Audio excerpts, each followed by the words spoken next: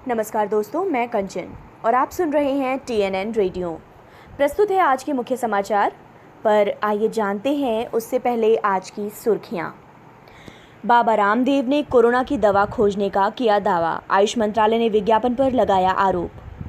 देश में 2 दिन के दौरे पर सेना प्रमुख नरवणे, जासूसी की शिकायत के बाद पाकिस्तान को 50% स्टाफ हटाने का भारत सरकार ने दिया निर्देश। दिल्ली और महाराष्ट्र में कोरोना के सबसे ज़्यादा मामले, मौत के मामले पर दिल्ली अब दूसरे नंबर पर। आइए अब जानते हैं खबरें विस्तार से।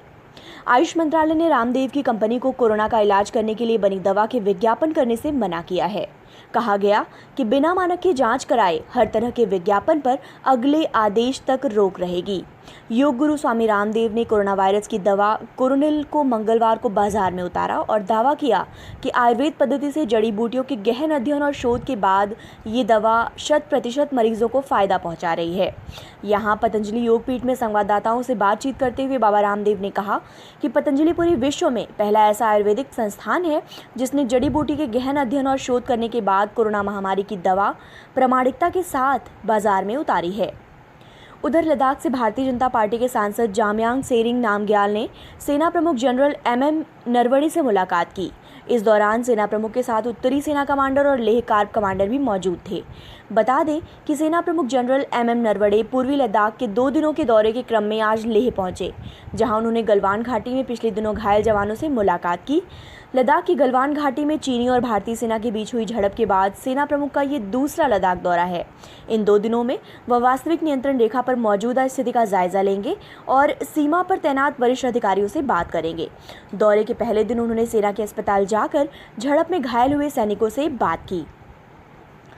विदेश मंत्रालय ने राजधानी नई दिल्ली में स्थित पाकिस्तान उच्चायोग से कहा कि वो यहां से अपने 50% कर्मचारियों को कम करे। इसके अलावा भारत ने भी इस्लामाबाद में स्थित भारतीय उच्चायोग में 50% कर्मचारी कम करने का फैसला किया है। विदेश मंत्रालय ने पाकिस्तान हाई कमीशन को तलब कर इस बात की जानकारी दी है। विदेश मंत्रालय ने कहा कि पाकिस्तान हाई कमीशन अपने यहाँ 50% कर्मचारी की कटौती करे। बता दें कि हाल ही में पाकिस्तान हाई कमीशन में पाकिस्तान के 2 अधिकारी जासूसी करते पकड़े गए थे, जिन्हें भारत ने पाकिस्तान भेज दिया था। देश में कोरोना वायरस यानी कि कोविड-19 के कारण सबसे अधिक 6,283 मौतें महाराष्ट्र में हुई हैं, जबकि दिल्ली 2,233 और गुजरात में 1,684 लोगों की मौत के साथ क्रमशः दूसरे और तीसरे स्थान पर है। केंद्रीय स्वास्थ्य मंत्रालय की ओर से मंगलवार को जारी आंकड़ों के अनुसार देश में पिछले 24 घंटे में कोरोना वायरस के 14,933 नए मामले सामने आए हैं, जिसके बाद कुल संक्रमितों की संख्या बढ़कर 4,40,215 हो गई है। देश में अब तक इस महामारी से कुल 14,011 लोगों की मौत हुई है तथा 2,48,190 लोग स्वस्थ हुए हैं। देश में इस समय कोरोना के 1,78,014 सक्रिय मामले हैं। मित्रों, फिर भी स्थिति बहुत ही ज़्यादा गंभीर है।